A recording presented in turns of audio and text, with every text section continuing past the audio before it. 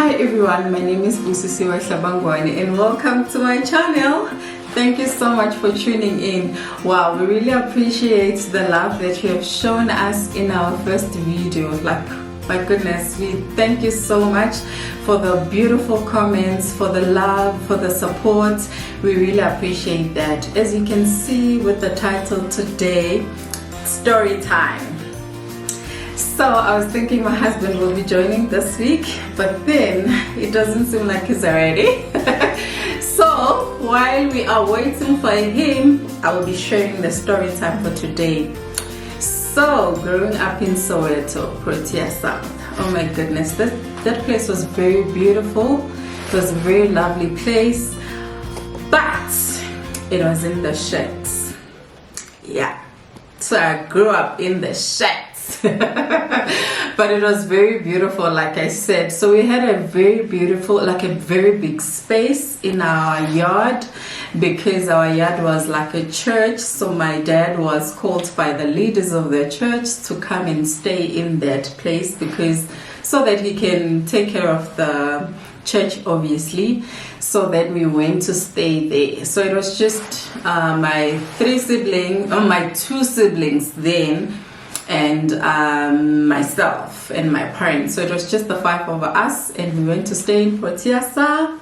It was very nice, it was very beautiful, although it was in the sheds. So I went to primary at Protea South, still the same place. I don't remember much about Protea South Primary. All I remember is that I was not as confident, I was not as outspoken. I didn't say much about what I felt or how expressing myself, for example. I think it's because of the environment, because like I said, if you grow up in an environment like that, you tend to be like so limited, because you're thinking, what value will you bring to people? But I think I was wrong, but I know better now. So I won't say much about primary, except that I had like a number of friends. Yeah, I had a number of friends, and it was beautiful. And I remember we used to go to Limpopo, Papazela, around December. So only we went to Limpopo in December, and it was not by choice, but it was ching finances, baba. It was just five of us, so my parents were like, we cannot afford for you to be going every time. So we were only going to Limpopo in December. You will know why I'm talking about going to Limpopo in December.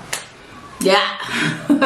So, and then high school, I went to Titelo, like I said. It was in Protea North, or it is in Protea North.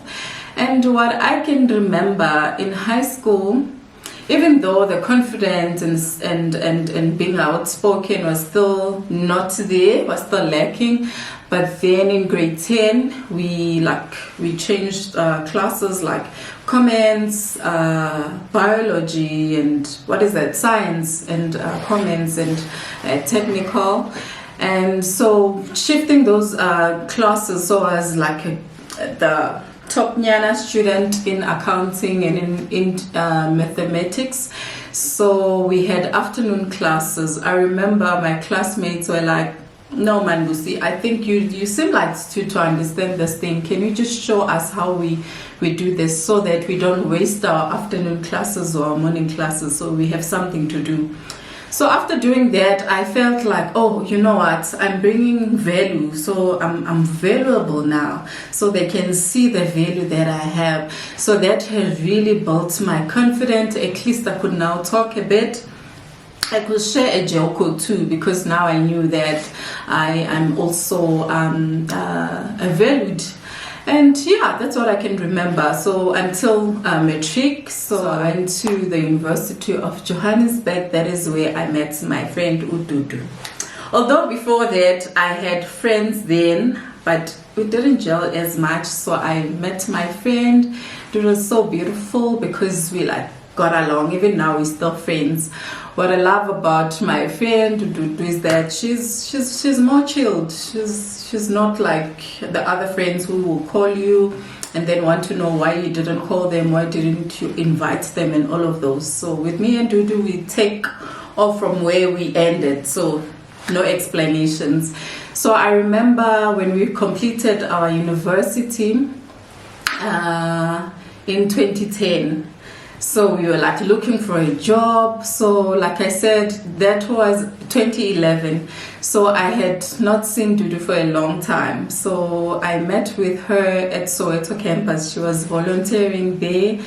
And she said to me, it's really a struggle to get a job and all of those. So it's just like catching up. So later, I think maybe a week or 2 days after, she called me and she says, man, my brother's friend has given me a learnership that he said we can apply. Maybe we can be lucky and get that job. So I was like, okay, shoot, bring it on. So she sent me that learnership and I applied. I didn't take note of the company name. So I applied on Wednesday, and then on Friday they called me. I was like, ooh, that was quick. But I didn't know what was the company. So they called me and say, Alexander Forbes, we've got your CV and you are being shortlisted. It's like, what is Alexander Forbes? And they said they will send me the details via SMS and the email. So I was waiting. So then I thought, okay, let me just search for this company. Which company is this? So when I saw the logo, I was like, oh, I remember. I think it's the one that Dudu told me about. So I called her. I took the phone. I called her. I was like, hey, my friend, that job, they're calling me for an interview. Guess what? She didn't apply. So when she heard that I got the I got the interview, she was like, what? So I said, no, you can just go and apply as well. She's like, I think it's late. I'm like, never, it's not late. Just go apply. So I went for an interview, the first interview when I went there. So I saw Alexander Forbes. Oh my goodness, that building was beautiful. It was like a palace. I entered there and I was like, God, this is where I want to work. Like, this is the place. So I did my first interview. I don't remember much on my first interview. So I went back home. Then that was on a Friday. So when they called me for an interview, it was for Monday. And they on Tuesday, they called me for the second interview. So I went there and I remember I was like, they don't even give me a chance to prepare. Like, how can they tell me on Tuesday that on Wednesday I have to come for a second interview? My goodness, how am I going to prepare? And I was shaking. I remember I had my bonding. Then it was called bonding. So my bonding struggles. My bonding had like a few hairs. So if you didn't wear like a duke or something, you could see that it was like, no, something is not right. So I had to borrow a beret from my mother. Yes, I went to an interview with a beret. I borrowed it and I covered my head so that at least those beautiful edges can come out. So I was like, you know what, let me just go like that.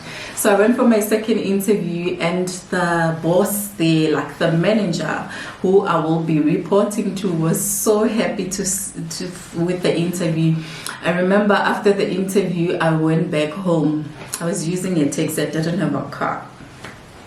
So I went to the taxi, to Sentin. I got a taxi to Johannesburg. So immediately I got off the taxi, I just had my bililim shem. I had my bililim here because, hey, you know Ms. Joburg. Who trusts Joburg? So it was here. And I heard it vibrating. Oh my God, I'm like, what this phone is doing? Because I'm in Joburg, Pella. So I looked for a corner of the building, I remember, and it was so loud. So when I looked at it, it was like 011. Like, who is calling me? So I picked up the phone and the lady on the phone said, hi, Bossy. She was very excited. Hi, Bossy, you got the job. I was just calling you to tell you you got the job. So I was like, what? Did I what? So she said, no, you got a job. You got the job. Like, I will be sending you the details and everything. I'm like, oh my goodness. I couldn't believe it. I'm thinking, this is a scam. Before I even get home. And she even said, she was like, I know you still are going home, but I was just so excited with the news. So I wanted to tell you before you get home. I felt like, you know, after I just hung up my phone and I put it back. It's like, thank you, my Billy. I felt like running to breathe.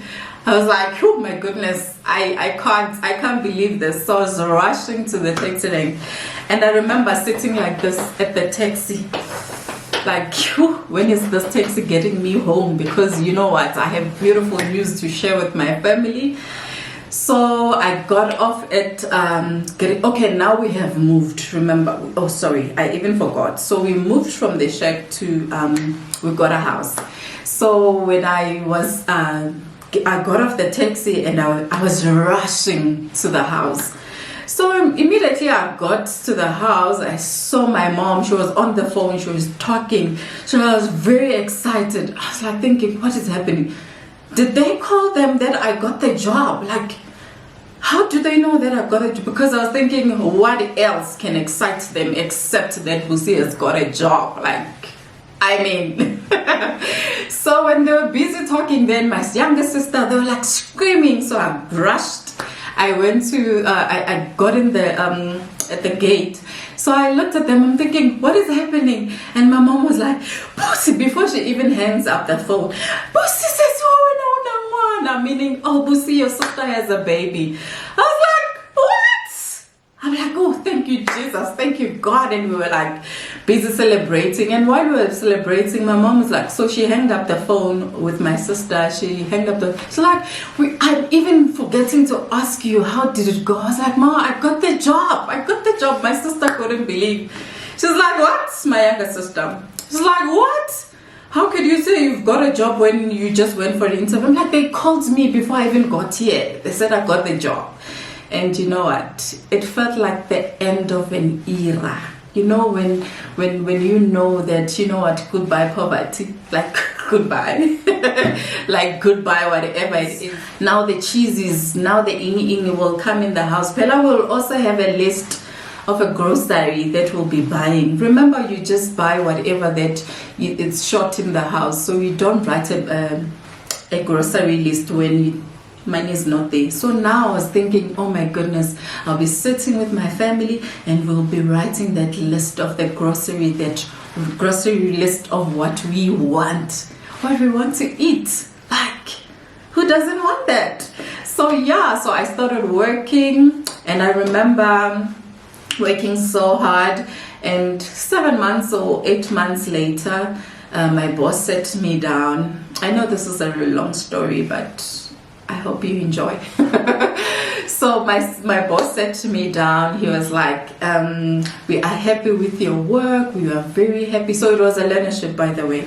So they were like, no, we are happy with what you are doing, so we now want you to be permanent. It's like, okay. And then yeah, we discussed our permanence, and I was not happy with the salary. So I told them what I wanted, and you know what, God is great, and they gave me what I wanted, and I was so happy. And I remember the first thing that we did after, I think 2 months, I spoke to my parents. I was like, I want to buy a car. Knowing my dad was like, yeah, you should. We are going to buy that car. So mind you, okay, I did my license when I was doing my learnership. So mind you, my dad can't drive. My sister got a driver's license, but she couldn't drive as we didn't have a car.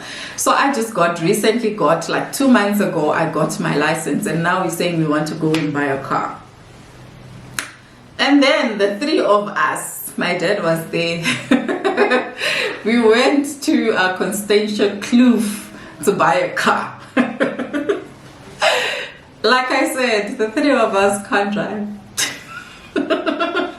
So we went there, and I don't know what was the delay. I don't remember what was the delay. So we were there for the whole morning. I think until around 2. So when I was signing, so I was signing the papers, like, yeah, now the car is yours. I was like happy. They gave me the keys. So I said to my dad, I can't drive. I can't drive home. It's like, how? What do you mean? who's going to drive? So then we asked this other guy who heard us, like he was knocking off. I don't know why was he knocking off early, but I don't know. So he said to us, no, where are you going? So we said, we're going to Soweto by Dorongop. So he said, oh, I don't even remember where I stayed. You know what? Good life. So he said, oh, okay, no, I'm going to Dobsonville. So you know what? I can drive you and drop you off at Dobsonville. Then from Dobsonville, you drive. So it will be like a short distance. You won't drive like long. Don't worry. So I was like, yippee. So it sounded like a good plan. So like, okay. So off we went with this guy. It's an old man. So this father.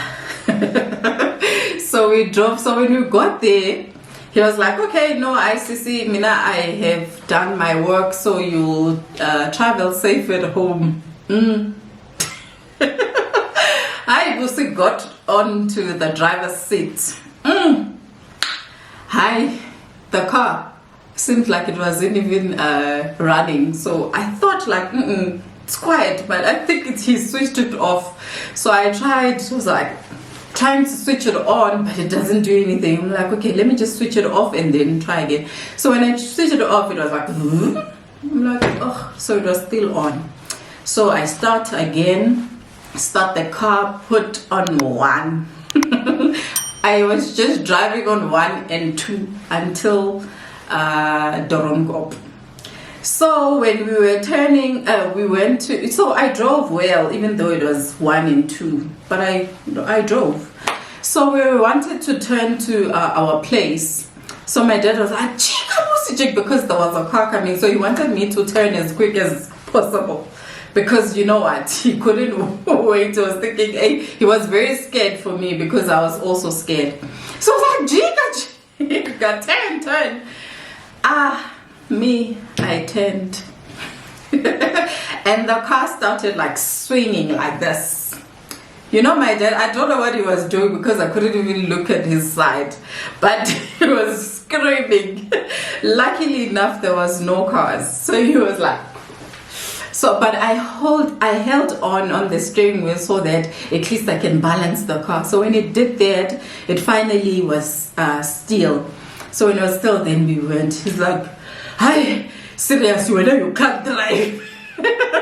Yeah, it's serious, you can't drive. So he was sweating, thinking, I'm dying with my kids here with her first car. So, but we went home. So I remember there was a steep in our house getting to our gate. And my dad was like, leave it there. He didn't even wanted me to drive the car and park the car in the yard. He was like, just leave it there at the street because he was so scared. So we had to ask our neighbor to drive the car and park it for us. So yeah, that was the first car that I owned. That we drove with my dad, who couldn't drive, but he was so excited of having a car. And I remember telling him that we won't be able to drive, but he was like, you too have a license, you should be able to drive. And for him to have my dad, that he really he is so supportive and so loving that he trusts his kids, like, you know what, you'll be able to do it, just go ahead. So yeah, and then getting my second job. So 2 years later, I left where I was working at Bob's. Then I went to Asopo Life. Asopo Life, I got it in 2013. So when I got there, also before the interview, I remember they called me for an interview and I was going to Durban. And I said to them, my uncle in Durban, I don't even have a family or relatives in Durban. I said, my uncle in Durban, I think I said whether he's passed away or he's sick, I don't remember, because I have booked a holiday with my people. I have already booked a holiday, so I couldn't. It was like my uncle in Durban has passed on, so I'm going for a funeral. So, but when I came back, at least they called me for an interview and that was successful. And yeah, I remember saying the amount that I wanted to earn. I write letters to God when I'm about to do something. So I wrote a letter to God. I said this is the job that I wanted, even before they called me for an interview. So I wrote the title, the amount that I wanted to earn, and where I wanted to work. So this time was in Pretoria, and I moved to Pretoria. So yeah, moving to Pretoria, I remember I always moved like every 6 months, moving houses because I was not happy with something. So I had to bought an apartment after working at a Soweto. So I bought my apartment there. And yeah, so thank you so much for tuning in. And I remember the first video, my brother said, why didn't you say that you were in a four room shack and now you are in a 11 room house and it's just the two of you, and then it was the 9 of us. I don't know whether he counted the rooms or not, but that's what he said. So just to encourage you that you can really come out of that situation and be the greater person. And I'm not saying that I have it all, but I'm just saying that coming from that to where I am now could really be God and also working hard. So thank you so much. And 2014, my phone, there was like an inbox, a Facebook inbox, like ping ping. And I looked at my phone, I'm thinking, who is this one? So stay tuned to hear who is sending me this inbox. Thank you so much for tuning in. I know it was a long story, but I hope that you love it and you also get to know me better and to know where I'm coming from. Please remember to subscribe and to comment as well. I would like to know your journeys, like how you grew up, like just a short nyana thingy, and tell me like how was your childhood like, or whatever thing that in life that you have faced that was so beautiful, because I'm of the positive things, because you know what, negative, it's always draining us. So please just share on the comments and like and share our video. Thank you so much. See you next time, same place. Thank you. Bye.